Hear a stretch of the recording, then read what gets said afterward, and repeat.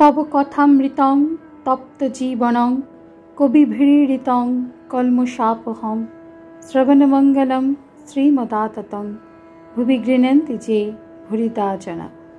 नमस्कार, अमृतबाणी चैनेले आपनादेर सकलके स्वागत।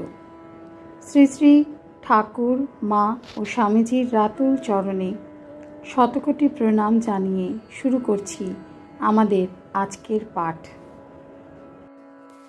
1885 मार्च द्वादश परिच्छेद सन्ध्या समागमे। क्रमे सन्ध्या हইল, सिंधु पक्षे যথায় অনন্তের নীল ছায়া পড়িয়াছে।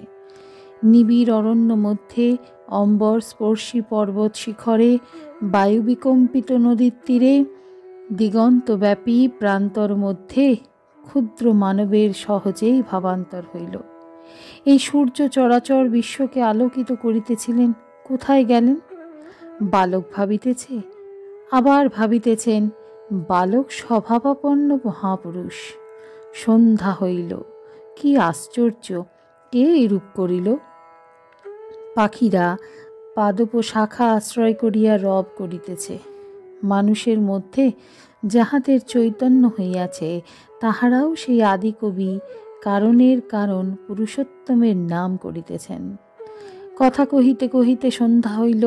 ভক্তেরা যে যে আসনে বসিয়াছিলেন, তিনি সেই আসনেই বসে রইলেন। শ্রীরামকৃষ্ণ মধুর নাম করিতেছেন। সকলে উদ্গ্রীব ও উৎকর্ণ হইয়া শুনিতেছেন। এমন মিষ্ট নাম তারা কখনো শুনেন নাই, যেন সুধা বর্ষণ হইতেছে।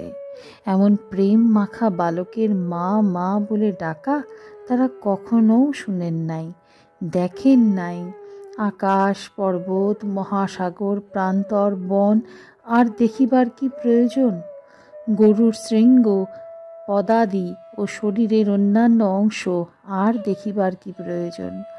দয়াময় গুরুদেব যে গরুর বাঁটের কথা বলিলেন, এই গৃহমধ্যে কি তাই দেখিতেছি?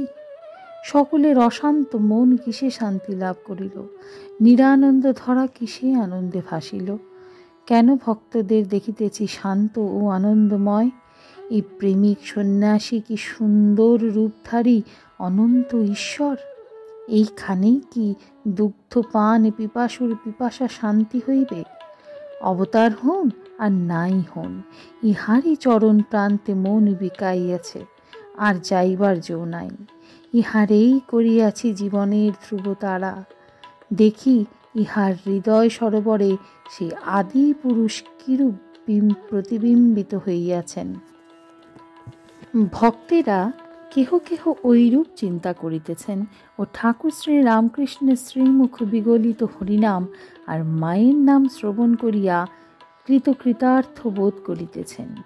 নামগুণ কীর্তনান্তে ঠাকুর প্রার্থনা করিতেছেন, যেন সাক্ষাৎ ভগবান প্রেমের দেহ ধারণ করিয়া জীবকে শিক্ষা দিতেছেন কিরূপে প্রার্থনা করিতে হয়। বলিলেন, মা, আমি তোমার শরণাগত শরণাগত। দেহ সুখ চাই না মা, লোকমান্য চাই না, অনিমাদি অষ্টসিদ্ধে চাই না। কেবল এই করো যেন তোমার শ্রীপাদ পদ্মে শুদ্ধা ভক্তি হয়, নিষ্কাম অমলা অহৈতুকী ভক্তি হয়। আর যেন মা তোমার ভুবন মোহিনী মায়ায় মুগ্ধ না হই।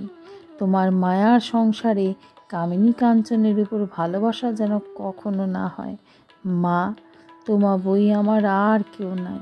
আমি ভজনহীন, সাধনহীন, জ্ঞানহীন, ভক্তিহীন। কৃপা করে শ্রীপাদ পদ্মে আমায় শুদ্ধা ভক্তি দাও। মনি ভাবিতেছেন, ত্রিসন্ধ্যা যিনি তার নাম করিতেছেন, যা শ্রীমুখ বিনিসৃত নাম গঙ্গা তৈল ধারার ন্যায় নিরবচ্ছিন্না, তার আবার সন্ধ্যা কি?